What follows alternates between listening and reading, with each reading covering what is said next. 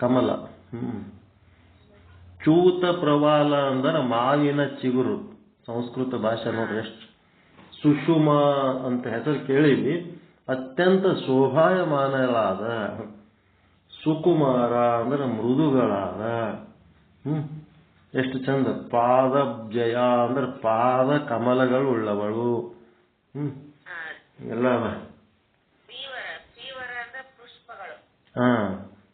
ಈಗ ಓದಲಿಲ್ಲ ಅಂದ್ರೆ ಇನ್ನು ಎಂದೂ ಓದಂಗಿಲ್ಲ. ಇಲ್ಲಿ ಕೂತೇನು ಓದ್ತೀವಲ್ಲ, ಮತ್ತಿನ್ನೆಂದೂ ಅದು ಓದೋ ಪ್ರಸಂಗ ಬರಲ್ಲ, ಓದ್ಸೋ ಪ್ರಸಂಗ ಬರಂಗಿಲ್ಲ. ಹೀಗೆ ಏನಾರ ಒಂದಿಟ್ಟು ಇದನ್ನು ಓದೋದು, ಆಮೇಲೆ ಮತ್ತೆ ಓದ್ಲಿಕ್ಕಾಗಲ್ಲ. ಹಾ, ಸಾಮಗ್ರಿಗಳು ಬೇಕಲ್ಲ, ಶಬ್ದಾರ್ಥಗಳು ಬೇಕಲ್ಲ, ಅದಕ್ಕೆ ಪ್ರಯತ್ನ ಮಾಡೋದು. ಅದಕ್ಕೆ ಇದಾದ್ಮೇಲೆ ಮುಂದೆ ಅರ್ಥ. ಶಕ್ತಿ ಸ್ತುತಿ. ನಿನ್ನೆ ತನಕ ಶಿವಸ್ತುತಿ ಆಯ್ತು, ಇವತ್ತ ಶಕ್ತಿ ಸ್ತುತಿ. ನಿಮ್ಮ ಹತ್ರ ಶಿವ ಅದನ, ಶಕ್ತಿ ಅದ ನಿಂಬಲ್ಲಿ?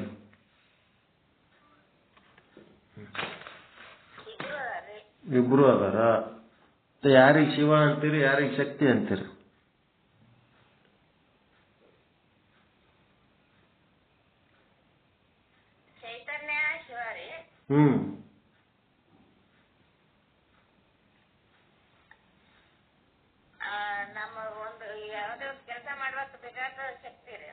ಯಾವುದು?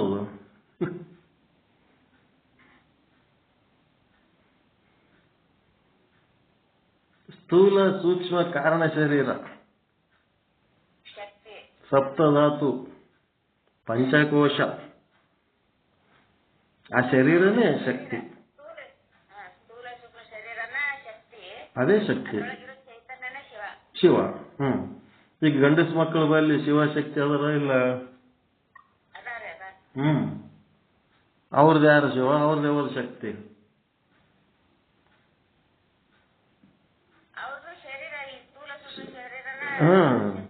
ಶಕ್ತಿ ಒಳಗಿರೋ ಚೈತನ್ಯ ಶಿವ. ಇಷ್ಟೇ, ಭೇದ ಇಲ್ಲ, ಭೇದ ಇಲ್ಲ. ಇದನ್ನೇ ತಿಳ್ಕೊಬೇಕು. ಇದು ತಿಳಿಲಾರ್ದಕ್ಕೆ ಈಗ ಅವ್ರು ಏನ್ ಮಾಡ್ಯಾರ, ಶಕ್ತಿ ಅಂದ್ರೆ ಶರೀರದ ವರ್ಣನ ಮಾಡ್ಯಾರ ಅವ್ರು. ಒಂದು ಶರೀರದ ವರ್ಣನೆ ಮಾಡ್ಯಾರ ಅವ್ರು ಅಷ್ಟೇ. ಯಾರ ಶರೀರ? ಶಿವನ್ ಶರೀರ. ಶರೀರ ಏನದ? ಶಕ್ತಿ ರೂಪ ಅದ. ಅದಕ್ಕೆ ನಾವು ಇದನ್ನ ಚಂದ ತಿಳ್ಕೋಬೇಕು. ನಮ್ಮ ಶಕ್ತಿ ಯಾವ್ದಪ್ಪ? ನಮ್ಮ ಶರೀರನೇ ನಮ್ಮ ಶಕ್ತಿ. ಅದ್ರೊಳಗಿರೋ ಶಕ್ತಿ ಸಪೋರ್ಟ್ ಆಗಿ ನಿಂತಿದ್ದೇ ಚೈತನ್ಯ. ಶಕ್ತಿ ಏನಾಗ್ತದ, ನಿರಾಕಾರ ಇರೋ ಶಕ್ತಿ ಸಾಕಾರ ರೂಪ ತಗೋತದ. ಸಾಕಾರ ಇದ್ದದ್ದು ಮತ್ತೆ ನಿರಾಕಾರನೂ ಆಗ್ತದೆ, ಎರಡೂ ಆಗ್ತದೆ. Energy converts into material, material converts into energy. ಯಾವುದೇ ಒಂದು ಪದಾರ್ಥ ಶಕ್ತಿಯಾಗಿ ಪರಿವರ್ತನೆ ಆಗ್ತದೆ, ಮತ್ತೆ ಶಕ್ತಿ ಹೋಗಿ ಪದಾರ್ಥ ಆಗಿ ಪರಿವರ್ತನೆ ಆಗ್ತದೆ.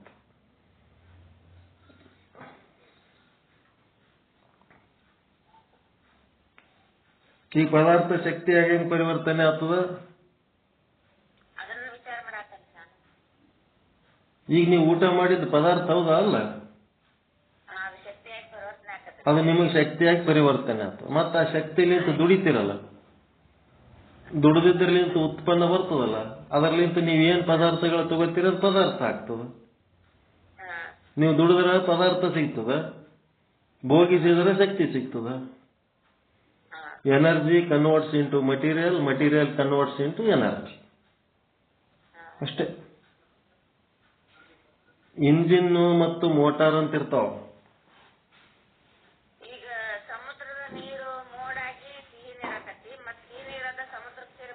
ಉಪ್ಪು ನೀರ ಸೈಕಲ್ ಅದು. ಮುಂಜಾನೆ ಸಂಜೆ ತನ ದುಡಿತೀವಿ ಶಕ್ತಿ ಹಾಕಿ, ಅದರಿಂದ ನಮಗೇನು ಉತ್ಪನ್ನ ಸಿಗ್ತದೆ ಅದರಿಂದ ಮತ್ತೆ ಖರೀದಿ ಮಾಡಿ ಕಿರಾಣಿ ಕಾಯಿಪಲ್ಲೆ ತರ್ತೇವಲ್ಲ, ಮತ್ತು ವಸ್ತು ಅಲ್ಲ ಅದು.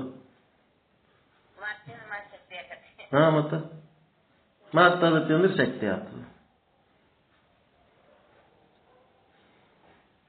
ಒಂದು ಗ್ರಾಮ್ ಒಂದು ಉಸುಕಿನ ಹರಳಲ್ಲಿಂದ ಒಂದು ಹೈಡ್ರೋಜನ್ ಬಾಂಬ್ ತಯಾರಾಗ್ತದಂತ. ಅದ್ರೊಳಗೆ ಅಷ್ಟು ಶಕ್ತಿ ಇರ್ತದಂತ.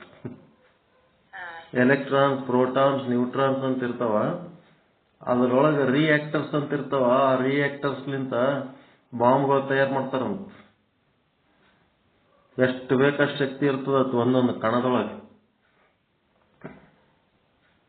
ಎಲ್ಲ ಇರ್ತಾವ. ಅದಕ್ಕೆ ವಿಚಾರ ಮಾಡೋಂಥ ಮಾತದ ಇಲ್ರಿ, ಶಕ್ತಿ ಶಿವ ಹೆಂಗಾಗ್ತದಂತ. ಇವ ಶಿವ ಏನ್ ಮಾಡ್ತಿರ್ತಾನ, ಆ ಪದಾರ್ಥ ಶಕ್ತಿಯನ್ನಾಗಿ, ಶಕ್ತಿ ಪದಾರ್ಥವನ್ನಾಗಿ ಏನ್ ಪರಿವರ್ತನೆ ಆಗ್ತಿರ್ತದಲ್ಲ, ಅದನ್ನ ನೋಡ್ಕೋತ ಸಾಕ್ಷಿಯಾಗಿ ಕೂತಿರ್ತಾನ ಅಷ್ಟೇ. ಅದು ಶಕ್ತಿ, ಜ್ಞಾನ ಶಕ್ತಿ ಆಗಿರ್ಬೋದು, ಇಚ್ಛಾಶಕ್ತಿ ಆಗಿರ್ಬೋದು, ಕ್ರಿಯಾಶಕ್ತಿ ಆಗಿರ್ಬೋದು. ಎಲ್ಲ ಶಕ್ತಿಗಳಿಗೆ ಪದಾರ್ಥ ತಿಂದ್ರೆ ಎಲ್ಲ ಶಕ್ತಿಗಳು ಕೆಲಸ ಮಾಡ್ತಾವ. ಶಕ್ತಿ ನಿಂತು ದುಡಿದ್ರೆ ಎಲ್ಲ ಪದಾರ್ಥಗಳು ಸಿಗ್ತಾವ.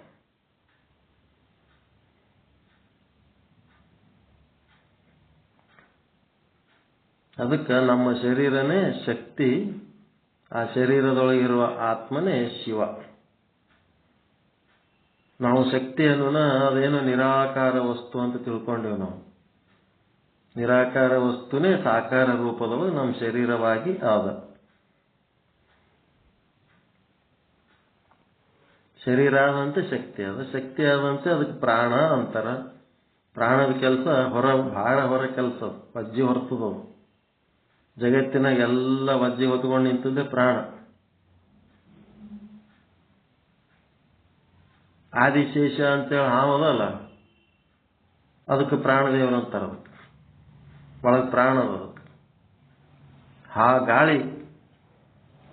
ಗಾಳಿ ಮೇಲೆ ಎಲ್ಲ ವಜ್ಜಿ ನಡೆದು, ಎಲ್ಲ ಟೈರ್, ಟ್ಯೂಬ್ಗಳು, ಲಾರಿ, ಬಸ್ ಎಲ್ಲ ಮತ್ತು ಅದ್ರ ಹವಾ ಹೊಡೆದಕ್ಕೆ ಮತ್ತು ಅದು ಹೊರತಾವಲ್ರಿ. ಒಳಗೆ ಹವಾನೇ ಇದ್ದಿದ್ದಿಲ್ಲ ಅಂತಂದ್ರೆ ಬಸ್ ಅವ ನೆಲಕ್ಕೆ ಕೂತ್ ಬಿಡ್ತಾವ. ಪ್ರತಿಯೊಂದು ವಾಹನ ಚಲಿಸ್ಬೇಕಾದ್ರ ಅಲ್ಲಿ ವಾಯುವಿನ ಕೆಲಸನೇ ಅದು.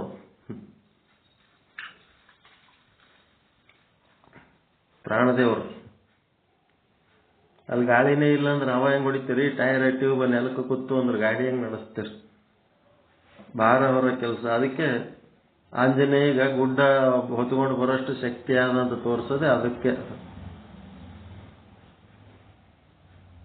ಅದಕ್ಕೆ ಇಲ್ಲಿ ಪರಶಿವನ ವರ್ಣನೆಯ ನಂತರ ಶ್ರೀ ಶಿವಯೋಗಿ ಶಿವಾಚಾರ್ಯರು 13 ಶ್ಲೋಕಗಳಿಂದ ಪರಮಾತ್ಮನ ವಾಮಾಂಕಿತಳಾದ ಅಂದ್ರೆ ಎಡಭಾಗದಲ್ಲಿರುವ ಶಕ್ತಿ, ಪರಮಾತ್ಮನ ಎಡಭಾಗ ಯಾರಿರ್ತಾರ, ಬಲಭಾಗದಲ್ಲಿ ಯಾರಿರ್ತಾರ, ಅವನು ಕೊಟ್ಟ ಸ್ಥಾನಮಾನ ಈ ಶಕ್ತಿಗೆ ಎಲ್ಲಿ ಅಂದ್ರೆ ಎಡಭಾಗದಲ್ಲಿ ಶಕ್ತಿ ಕೊಟ್ಟನು. ಶಿವನ ಎಡಭಾಗದಲ್ಲಿ ಶಕ್ತಿಗೆ ಒಂದು ಸ್ಥಾನ ಕೊಟ್ಟನ.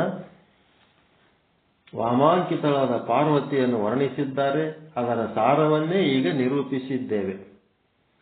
ಶಿವನ ವಾಮಭಾಗದಲ್ಲಿ ಕುಳಿತ ಪಾರ್ವತಿಯು ಸಕಲ ಜಗತ್ತಿನ ಉಪಾದಾನ ಕಾರಣಗಳಾಗು ಇಚ್ಛಾಜ್ಞಾನ ಮತ್ತು ಕ್ರಿಯಾ ಎಂಬ ನಾನಾ ಶಕ್ತಿಗಳಿಂದ ಕೂಡಿದವಳು, ಆತ್ಮವಿದ್ಯೆಯನ್ನ ಪ್ರಕಾಶಪಡಿಸುವವಳು.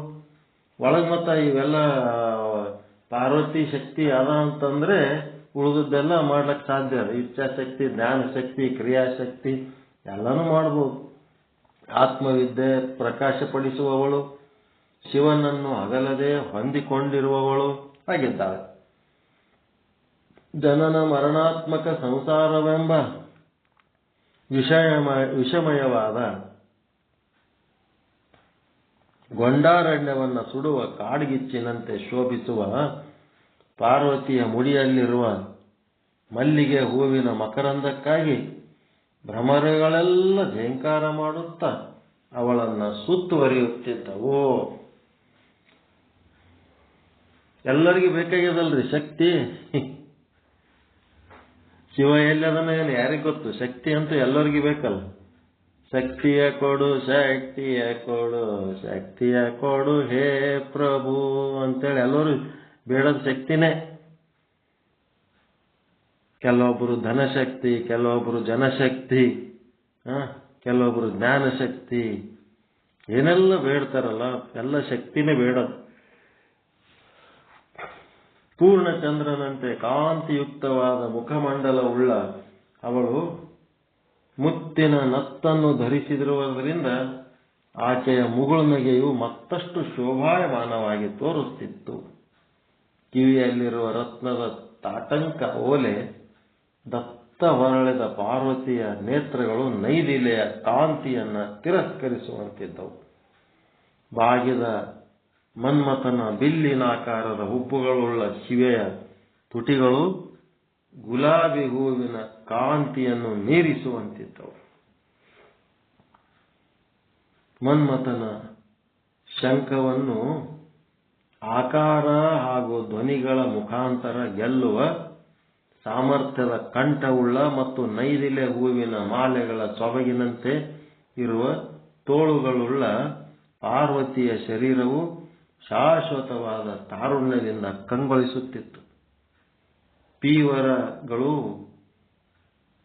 ಉನ್ನತಗಳು, ಕಠಿಣಗಳು. ಪೀವರ ಅಂತ ಎದಕ್ಕಂದ್ರೆ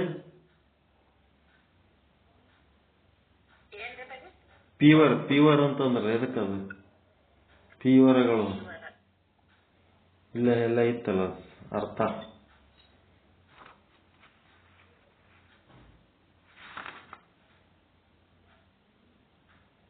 ಪೀವರ್ ಅಂದ್ರ 31ನೇ ಶ್ಲೋಕದಾಗ ಅದ ನೋಡ್ರಿ. ಪುಷ್ಪಗಳು. ಪೀವರ್ ಅಂದ್ರೆ ಪುಷ್ಪಗಳು. ಪೀವರಗಳು, ಉನ್ನತಗಳು, ಕಠಿಣಗಳು ಆದ ಸ್ತನಮಂಡಲಗಳನ್ನು ಧರಿಸಿದ ಗಿರಿಜೆಯ ನಡುವು ತಾವರೆಯ ಬಳ್ಳಿಯ ದೇಟಿನಂತೆ ಅತಿ ಸೂಕ್ಷ್ಮವಾಗಿತ್ತಲ್ಲದೆ ಕಟಿ ಪಶ್ಚಾದ್ಭಾಗಗಳು ಉಸುಕಿನ ದಿನ್ನೆಗಳಂತೆ ಅತಿ ಸ್ಥೂಲವಾಗಿದ್ದವು. ಬಾಳೆಯ ದಿಂಡುಗಳಂತೆ ನುಣುಪಾದ ತೊಡೆಗಳುಳ್ಳ ಪಾರ್ವತಿಯು ಕುಸುಬೆ ಹೂವಿನ ಬಣ್ಣದ ಅತಿ ಮೃದುವಾದ ವಸ್ತ್ರವನ್ನು ಧರಿಸಿದ್ದಳು. ಮಾವಿನ ಚಿಗುರಿನಂತೆ ಕಾಂತಿಯುಳ್ಳ ಕೋಮಲಗಳು ಆದ ಪಾದಗಳುಳ್ಳ ಭವಾನಿಯ ಶಾಶ್ವತ ಮಂಗಲಪ್ರದಗಳಾದ ಶೃಂಗಾರಪೂರ್ಣ ಅಲಂಕಾರಗಳಿಂದ ಅಲಂಕೃತವಾಗಿದ್ದಳು. ಮುತ್ತಿನ ಹಾರ, ಕಾಲ್ಗೆಜ್ಜೆ, ವಂಕಿ ಈ ಎಲ್ಲ ಆಭರಣಗಳನ್ನು ಧರಿಸಿದ ರುದ್ರಾಣಿಯು ನೋಡುವವರ ಕಣ್ಣಿಗೆ ಆನಂದವನ್ನು ಉಂಟು ಮಾಡುತ್ತಿದ್ದಳು. ಸಮಸ್ತ ಲೋಕಗಳೇ ತನ್ನ ಕುಟುಂಬಗಳಾಗುಳ್ಳ ಈ ಉಮಾದೇವಿಯೊಡನೆ ಸಿಂಹಾಸನವನ್ನು ಅಲಂಕರಿಸಿದ ಶಿವನನ್ನು 33 ಕೋಟಿ ದೇವತೆಗಳೆಲ್ಲ ಸುತ್ತುವರಿದು ಸೇವಿಸುತ್ತಿದ್ದರು. ಹೀಗೆ ಪಾರ್ವತಿ ಪರಮೇಶ್ವರರನ್ನ ವರ್ಣಿಸಿದ ಆ ಶ್ರೀ ಶಿವಯೋಗಿ ಶಿವಾಚಾರ್ಯರು 20 ಶ್ಲೋಕಗಳಿಂದ ದೇವತೆಗಳು ಮಾಡುತ್ತಿರುವ ಸೇವೆಯನ್ನ ವರ್ಣಿಸುತ್ತಾರೆ. ಮುಂದೇನ್ ಮಾಡ್ತಾರೆ? ಇವರಿಬ್ಬರದು ಸೇವಾ ಮಾಡುವಂತ ದೇವತೆಗಳ ಸೇವೆಯನ್ನು ವರ್ಣನೆ ಮಾಡ್ತಾರೆ. ಎಷ್ಟು ಶ್ಲೋಕಗಳಂದ್ರ 20 ಶ್ಲೋಕ. ಅಂದ್ರ 37ನೇ ಶ್ಲೋಕದಿಂದ 47, 57 ಅಂದ್ರ 56ನೇ ಶ್ಲೋಕದ ತನಕ ಏನ್ ಮಾಡ್ಯಾರ? ಅವರ ಒಂದು ಯಾವ ರೀತಿ ದೇವತೆಗಳು ಸೇವೆ ಮಾಡ್ತಿದ್ರು, ಶಿವ ಶಕ್ತಿಯರು ಹ್ಯಾಂಗಿದ್ರು, ಅವ್ರಿಗೆ ದೇವತೆಗಳು ಹೆಂಗೆ ಸೇವೆ ಮಾಡ್ತಿದ್ರು ಅಂತ. ಕಂಬಿಯವ್ರು ಬಂದ್ರ ಸರಿ, ಕಂಬಿಯವ್ರು ಬರ್ಲಿಲ್ಲ ಅಂದ್ರ ನಿಧಾನವಾಗಿ ಒಂದೊಂದು ಶ್ಲೋಕ ಓದಿ ಅದರ ಶಬ್ದಾರ್ಥ ಓದಿ ಏನ್ ಮಾಡೋದು, ಮುಂದೆ ಒಂದೇ ಸಲ ಈ ರೀತಿ ಅದರ ಅರ್ಥವನ್ನು ಓದಿಬಿಡೋಣ. ಅಷ್ಟು ಡೀಪ್ ಹೋಗೋದೇನ್ ಬೇಡ, ಬಟ್ ಒಂದೊಂದು ಸಾಲನ್ನು ಬಿಡ್ಲಾರ್ದಂಗೆ ಓದಿಬಿಡೋಣ ಅಂತ ಅಷ್ಟೇ. ಏನಾದ್ರೂ ಒಂದಿಷ್ಟು ಶಬ್ದಾರ್ಥಗಳು ಅರ್ಥ ಆಗ್ತಾವ. ಓದಿದ್ದೇನು ವೇಸ್ಟ್ ಆಗಲ್ಲಲ್ರಿ? ಹೆಂಗ ಒಂದಿಷ್ಟು ಶಬ್ದಾರ್ಥ ಗೊತ್ತಾಗ್ತವಲ್ಲ, ವೇಸ್ಟ್ ಆಗಲ್ಲ. ಅದಕ್ಕೆ ಶಬ್ದಾರ್ಥಗಳು ಒಂದಿಷ್ಟು ಓದೋದು, ಶ್ಲೋಕಗಳು ಬಂದಂಗ ಅನ್ನೋದು ಮಾಡ್ಕೊತ ಇದು 4 ಪರಿಚ್ಛೇದ ಆಗ ತನಕ ಇದು ಹಿಂಗೆ ಕವಿಯ ವರ್ಣನೆಗಳದವ, ಏನೇನೋ ವರ್ಣನೆ ಮಾಡ್ಯಾರ, ಅನ್ಕೋತ ಹೋಗೋದು. ಅದ್ರಾಗ ಏನ್ ಡೀಪ್ ಆಗಿ ಹೋಗೋದು ಏನಿಲ್ಲ. ಶಕ್ತಿ ಇದ್ರೆ ಸೌಂದರ್ಯ. ಶಕ್ತಿ ಎಲ್ಲಿಂದ ಚಾಲು ಆಗ್ತದ್ರಿ?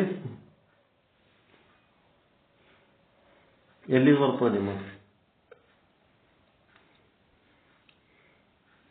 ಶಕ್ತಿಗೆ? ಈಗ ಒಂದು ಕುರ್ಚಿಗೆ 4 ಕಾಲ ಹೆಂಗದವಲ್ಲ, ಹಂಗ ಈ ಶರೀರಕ್ಕ ಶಕ್ತಿಗೂ 4 ಕಾಲ ಅದಾವ. ಯಾವ 4 ಕಾಲ? ಈ ಕುರ್ಚಿ ನೆಟ್ಟಾಗಿ ನಿಂದಿರ್ಬೇಕಾದ್ರೆ ಅದಕ್ಕೆ ಎಷ್ಟು ಕಾಲ ಬೇಕು? ಹಾಕಬೇಕು. ಅದೇ ರೀತಿ ಈ ಶರೀರನು ನೆಟ್ಟಗೆ ನಿಲ್ಲಬೇಕಾದ್ರೆ, ಇದು ಹೊಳಿಬೇಕಾದ್ರೆ, ತಳ ಹೊಳಿಬೇಕಾದ್ರೆ ಇದಕ್ಕೆ ಯಾವ 4 ಕಾಲುಗಳು ಬೇಕು?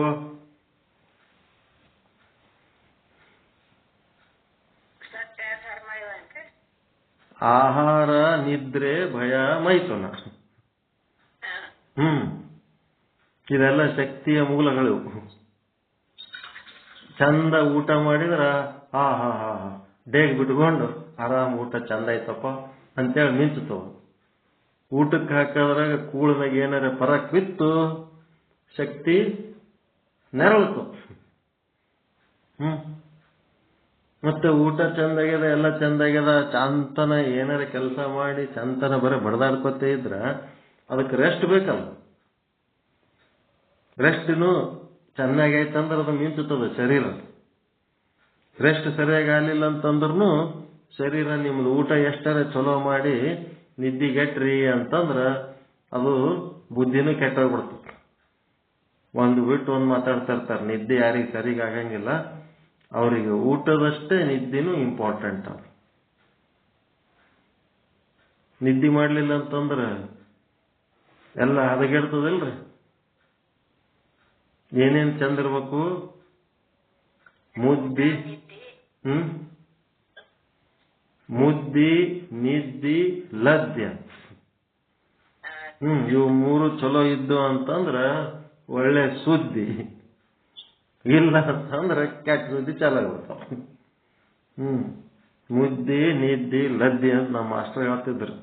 ಇವಿಟ್ಟು ಬರಬರಿ ಇರ್ಬೇಕು ನೋಡಪ್ಪ. ಅದಕ್ಕೆ 2ನೇದೇನಾಯ್ತು? ನಿದ್ದೆ. 3ನೇದೇನದಪ್ಪ ಅಂದ್ರೆ ಭಯ. ಮಾನ ಪ್ರಾಣಗಳಿಗೆ ಎಲ್ಲಿ ಹಾನಿಯಾಗ್ತದ ಅಂತೇಳಿ ಎಚ್ಚರಿಕೆಯಿಂದ ಇರೋಂಥದ್ದು ಯಾರು ಇರ್ತಾರ ಅವರು ಹೊಳಿತಾರೆ. ಅವ್ರೊಳಗೆ ಏನಾರ ಸ್ವಲ್ಪ ಅಲಕ್ಷ್ಯ ಮಾಡಿದ್ರು ಏನಾಗ್ತದ? ಮಾನ ಪ್ರಾಣಗಳಿಗೆ ಅಪಾಯ ಮಾಡಿಕೊಂಡ್ರು ಅಂತ ಅಂದ್ರೆ ಆಹಾರ, ನಿದ್ರೆ, ಭಯ ಬಿಟ್ಟು ಮತ್ತೊಂದು ಏನಾರ ಗದ್ಲಕ್ಕೆ ಬಿದ್ರಪ್ಪ ಅಂತಂದ್ರೆ ಅಲ್ಲಿ ಏನದ ಚಿಂತೆ ಚಾಲ. ಅದಕ್ಕೆ ಭಯ ಇರ್ಲಾರ್ದಂಗಿರ್ಬೇಕಾದ್ರೆ ಶುದ್ಧ ಇರ್ಬೇಕು. ಶುದ್ಧ ಇದ್ರೆ ನಿರ್ಭಯವಾಗಿರುತ್ತೆ. ಅಶುದ್ಧ ಆದೇವಂತಂದ್ರೆ ಭಯ ಚಾಲ. ಅದಕ್ಕೆ ಆಹಾರ, ನಿದ್ರೆ, ಭಯ ಮತ್ತೆ ಮೈಥುನ. ಮೈಥುನ ಅಂತಂದ್ರ ಒಂದು ಸಂಬಂಧಗಳು, ಸುತ್ತಮುತ್ತ ಸಂಬಂಧಗಳು, ಮನೆಯೊಳಗಿರೋರು ಗಂಡ ಹೆಂಡತಿ ಸಂಬಂಧ ಇರ್ಬೋದು, ಮಕ್ಕಳ ಸಂಬಂಧ ಇರ್ಬೋದು, ಅತ್ತೆ ಮಾವನ ಸಂಬಂಧ ಇರ್ಬೋದು, ತಂದೆ ತಾಯಿ ಸಂಬಂಧ ಇರ್ಬೋದು. ಎಲ್ಲಾರ್ದು ಸಂಬಂಧಗಳು ಹೆಂಗಿರ್ಬೇಕು ಹಂಗಿದ್ರೆ ಸಮಾಧಾನ ಇರ್ತದೆ. ಅವು ಸಂಬಂಧಗಳಲ್ಲಿ ಏನಾರೇ ಕೊರತೆಗಳಾಯ್ತು, ಕುಂದುಗಳಾಯ್ತು, ತೊಂದರೆಗಳಾಯ್ತು ಅಂತ ಅಂದ್ರೆ ಏನಾಗ್ತದ? ಶರೀರ ಕುಂದಾಗ್ತದ, ಡಿಮ್ ಹೊಡಿತದ. ಯಾರ ನಿಮ್ ಫ್ರೆಂಡ್ ಸಂಗಟ್ ನೀವು ಚಂದ ಮಾತಾಡ್ಕೊತಿದ್ರ ಶರೀರ ಮಿಂಚುತ್ತದ. ಲಕ್ಷಣ ಬರ್ತದಲ್ರಿ. ಒಬ್ರಿಗೊಬ್ರು ನಮಸ್ಕಾರ ಅನ್ನೋದು, ಒಬ್ರಿಗೊಬ್ರು ವಿಶ್ ಮಾಡೋದು, ಒಬ್ರಿಗೊಬ್ರು ಮಾತಾಡ್ಸೋದು. ಎದಕ್ಕ? ಅದೇ ನಮಗೆ ಒಬ್ರಿಗೊಬ್ರು ಸಂಬಂಧಗಳೇ ಸರಿಗಿರ್ಲಿಲ್ಲ, ಮಕ್ಕಳು ಸರಿಗಿಲ್ಲ, ಗಂಡ ಸರಿಗಿಲ್ಲ, ಹೆಂಡ್ರು ಸರಿಗಿಲ್ಲ, ಬಂಧು ಬಳಗ ಸರಿಗಿಲ್ಲ ಅಂತಂದ್ರೆ ಈ ಶರೀರ ಏನಾಗ್ತದೆ? ಡಿಮ್ ಹೊಡೆದು ಬಿಡ್ತದೆ. ಯಾರು ಕೇಳಲ್ರು, ಎಲ್ಲರೂ ಅಲಕ್ಷ್ಯ ಮಾಡ್ಲಕತ್ತಾರ, ಹಂಗ ಆಗ್ಲಕತ್ತದ, ಹಿಂಗ ಆಗ್ಲಕತ್ತದ. ಈ ಮೈಥುನ ಅಂದ್ರೆ ಏನದ? ರಕ್ತ ಸಂಬಂಧಿಕರ ಜೊತೆಗೆ ನಮ್ಮದು ಸಂಬಂಧ ಹೆಂಗ್ ಇಟ್ಕೊಂಡಿರ್ತೀವಿ ಅದ್ರ ಮೇಲೂ ಈ ಶರೀರ ಹೆಂಗಿರ್ತದ? ಮಿಂಚುತ್ತದ. ಅದನ್ನ ಬಿಟ್ಟು ನಮ್ಮ ಫ್ಯಾಮಿಲಿ ಒಳಗೆ ನಮ್ಮದು ಸಂಬಂಧಗಳು ಸರಿಗಿರ್ಲಿಲ್ಲ ಅಂತಂದ್ರ ಶರೀರ ಡಿಮ್ ಹೊಡಿತದ. ಮಿಂಚುತ್ತದ ಅಂದ್ರೆ ಶಕ್ತಿ ಇದ್ರೆ ಮಿಂಚುತ್ತದ, ಶಕ್ತಿ ಇರ್ಲಿಲ್ಲ ಅಂದ್ರೆ ಏನಂತ? ಊಟದಲ್ಲಿಂತ ಶಕ್ತಿ ಬರ್ತದ ಅಂತ ನಾವು ತಿಳ್ಕೊಂಡಿವಿ. ಸಂತೋಷದಲ್ಲಿಂತನೂ ಶಕ್ತಿ ಬರ್ತದೆ. ನಾವು ಸಂತೋಷ ಪಡೋಂಥ ಗುಣನೇ ಇರ್ಲಿಲ್ಲ ಅಂತಂದ್ರ ಎಂತ ಚಲೋ ಊಟ ಮಾಡಿದ್ರೂ ವೀಕ್ ಹಾಕೋತ ಹೋಗ್ತೀವಿ. ಸಂತೋಷ ಪಡೋ ಗುಣ ಬಹಳ ಮುಖ್ಯ. ಲೈಫ್ ಎಂಜಾಯ್ ಮಾಡ್ಬೇಕು, ಆನಂದ ಇರಬೇಕು. ಆನಂದನೇ ಶಕ್ತಿಯ ಮೂಲ. ಯಾರು ಮನೆಗೆ ಬಂದಾಗ ಜನರಿಗೆ ಊಟಕ್ಕೆ ಹಾಕಿದ್ರಿ ಅಂದ್ರೆ ನೀವು ಊಟ ಮಾಡೋದೇ ಬೇಕಾಗಿಲ್ಲ. ನಿಮ್ಮ ಮನೆಗೆ ಬಂದು ಜನರು ಉಂಡೋಗಿದ್ದು ಸಂತೋಷದಾಗ ನಿಮ್ಮ ಊಟನೇ ಅವಶ್ಯಕತೆ ಇರ್ಲಾರ್ದಷ್ಟು ನಿಮ್ಮ ಸಂತೋಷದಿಂದ ನಿಮ್ಮ ಹೊಟ್ಟೆ ತುಂಬಿರ್ತದೆ. ಇಷ್ಟು ಜನರಿಗೆ ಊಟಕ್ಕೆ ಹಾಕಿವಿ ಅನ್ನೋ ಸಂತೋಷದಿಂದ. ಹೌದಲ್ರಿ? ಯಾರಿಗಾರ ಮನೆಗೆ ಊಟಕ್ಕೆ ಹಾಕಿದ ಹೊತ್ನಾಗ ನಿಮ್ಗೇನು ಉಣ್ಬೇಕು ಅನಿಸ್ತಿರ್ತದೆ? ಏನೋ ಅವತ್ತಿನ ದಿವ್ಸ ಏನು ಅನ್ಸಲ್ಲ. ಹೊತ್ತು ಮುಳುಗ ತನಕ ಅದೇ ಸಂತೋಷ. ಆ ಸಂತೋಷದಲ್ಲಿಂದ ಹೊಟ್ಟೆ ತುಂಬಿತು. ಈ ರೀತಿ ಶಕ್ತಿಯ ಮೂಲಗಳು ಎಲ್ಲಿ ಎಲ್ಲಿ ಎಲ್ಲಿ? ಆಹಾರ ಅಂದ ಕೂಡ್ಲೇನೆ ಬರೇ ನಾವು ಕೂಳ ನೀರಿಗೆ ಆಹಾರ ಅಂತಲ್ಲ. ಕಣ್ಣಿಗೆ ಕಾಣುವ ದೃಶ್ಯಗಳು ಕಣ್ಣಿನ ಆಹಾರ, ಕಿವಿಗೆ ಕೇಳುವ ಶಬ್ದಗಳು ಕಿವಿಯ ಆಹಾರ. ಹಿಂಗ ಪಂಚ ಜ್ಞಾನೇಂದ್ರಿಯಗಳಿಗೆ ಪಂಚ ವಿಷಯಗಳು ಮತ್ತು ಮನಸ್ಸಿನಲ್ಲಿ ಬರುವ ಥಾಟ್ಸ್, ಆಲೋಚನೆಗಳೇನದವ ಅವೆಲ್ಲ ಎಂಥದ್ದು? ಮನಸ್ಸಿನ ಆಹಾರ. ಆಸಕ್ತಿಗಳು, ಸಂಕಲ್ಪ ವಿಕಲ್ಪಗಳು ಏನೇನು ಆಗ್ತಿರ್ತಾವಲ್ಲ ಅವೆಲ್ಲ ಅಷ್ಟು, ಮತ್ತೆ ನೆನಪುಗಳು, ಮರೆವುಗಳು, ಇವೆಲ್ಲ ಏನದು? ಮನಸ್ಸಿನ ಆಹಾರಗಳಿವೆಲ್ಲ. ಹಿಂಗೆ ಶಕ್ತಿ ಬಗ್ಗೆ ನಿಮ್ಮ ಶರೀರಕ್ಕೆ ನೀವು ಶಕ್ತಿ ಅನ್ನೋದೇ ಗೊತ್ತಿದ್ದಿದ್ದಿಲ್ಲ ಇಲ್ಲಿ ತನ. ಹೌದಿಲ್ರಿ? ಹೆಂಗಾಗ್ತದಪ್ಪ ಇದು ಶರೀರದ ಶಕ್ತಿ ಅಂತಂದ್ರೆ, ನೀವು ಯಾವಾಗ ಯಾವಾಗ ಆಹಾರ ಸ್ವೀಕಾರ ಮಾಡ್ತೀರಿ, ನೀವು ಸ್ವೀಕಾರ ಮಾಡಿದ ಆಹಾರ ಎಲ್ಲ ಓಟು ನಿಮಗೆ ಖರ್ಚಾಗಂಗಿಲ್ಲ. ಅದೆಲ್ಲ ಶಕ್ತಿ ಮಾಡಿ ಅದು ಹೆಂಗ್ ಸ್ಟಾಕ್ ಇಟ್ಕೊತದ? ನಿಮಗೆ ತಿಂಗಳ ಪಗಾರ ಬಂದಾಗ ಆ ಪಗಾರದಾಗ ಒಂದು ತಿಂಗಳೆಲ್ಲ ಖರ್ಚು ಮಾಡಿದ್ಮೇಲೆ ರೊಕ್ಕ ಉಳಿತದೆ ನಿಮಗೆ. ಉಳಿದ್ಮೇಲೆ ಅದೇನ್ ಮಾಡ್ತೀರಿ?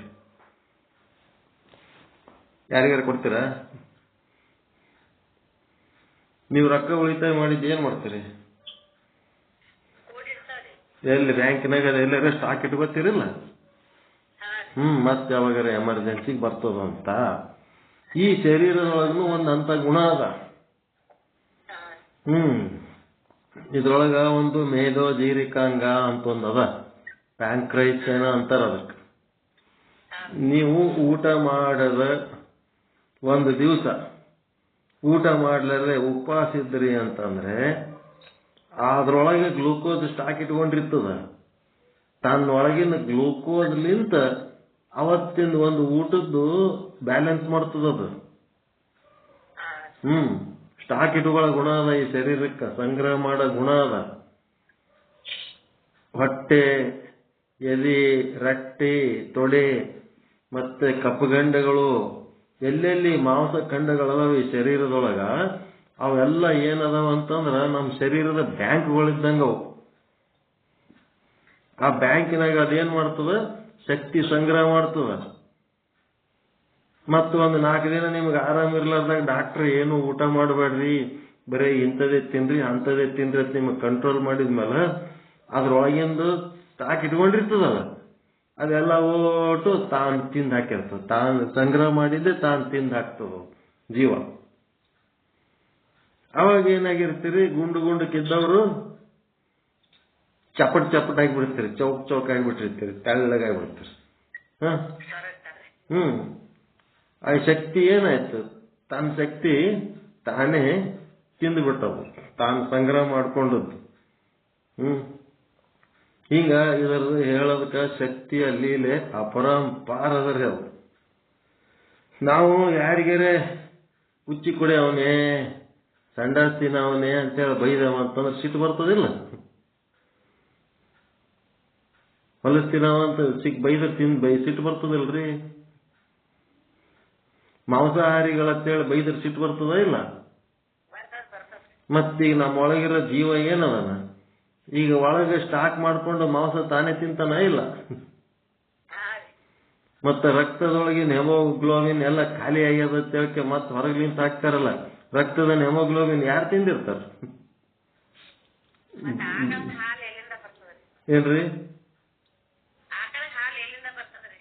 ಮತ್ತೆ ಹಂಗ ಎಲ್ಲ ಓಟು ಮಾಂಸದೇ ಶಕ್ತಿ ಅದು. ಆ ಮಾಂಸ ಕರಿಗೆ ಹೋಯ್ತು, ಎಲುಬುಗಳೆಲ್ಲ ಒಳಗ ಕರಿಗೆ ಹೋಗ್ಯಾವತ್ತೇಳಿ ಒಂದಕ್ಕೊಂದು ಕೊಟ ಕೊಟ ಅಂತ ಟಚ್ ಆಗಿ ಎಲುಬಿನ ಸಮಸ್ಯೆ ಚಾಲು ಆಗ್ತದ. ಶಕ್ತಿ ಕಡಿಮೆ ಇತ್ತು ಅಂದ್ರೆ ಎಲುಬು ತಿಕ್ಕ್ಯಾವ, ಎಲುಬು ಸೌದವ, ಹಿಂಗ ಚಾಲು ಆಗ್ಬಿಡ್ತಾವ. ಹಿಂಗಾಗಿ ಈ ಶಕ್ತಿಯ ಲೀಲೆ ಅಪರಂಪಾರ. ಪ್ರತಿಯೊಂದಕ್ಕೂ ಶಕ್ತಿ ಬೇಕು. ಆ ಶಕ್ತಿಯ ಬೆಲೆ ಯಾರಿಗೆ ಅರ್ಥ ಆಗ್ತದಂದ್ರ, ಸಾಯ ಟೈಮ್ನೊಳಗ ಒಂದು ಗುಟಕ್ಕೆ ನೀರು ಹಾಕಿದಾಗ ಅದು ನುಂಗ್ಲಕ್ಕ ಶಕ್ತಿ ಇರಂಗಿಲ್ಲ, ನೀರೇ ಒಳಗೆ ಹೋಗಂಗಿಲ್ಲ. ಅವ್ರಿಗೆ ಅದರ ಅರ್ಥ ಗೊತ್ತಾಗ್ತದ. ಎಷ್ಟು ಲೀಟರ್ ಗಟ್ಲೆ ನೀರು ಕುಡಿತಿದ್ದೆ ಘಟ ಘಟ, ಆ ಶಕ್ತಿದ ಅರಿವೇ ಇದ್ದಿದ್ದಿಲ್ಲ ನನಗ. ಈಗ ಒಂದು ಗುಟಕ್ಕೆ ನೀರು ನುಂಗ್ಲಕ್ ನನಗೆ ಆಗ್ತಾ ಇಲ್ಲಲ್ಲ, ನನ್ನ ಹತ್ರ ಆ ಶಕ್ತಿ ಇಲ್ಲಲ್ಲ ಅಂತ ದುಃಖ ಆಗ್ತಿರ್ತದ ಜೀವಕ್ಕೆ. ಒಂದೊಂದು ಹೆಜ್ಜೆ ಇಡಬೇಕಾದ್ರೆ ಎಷ್ಟು ಕಷ್ಟ ಆಗ್ಲಕತ್ತದಲ್ಲ ಅಂತ.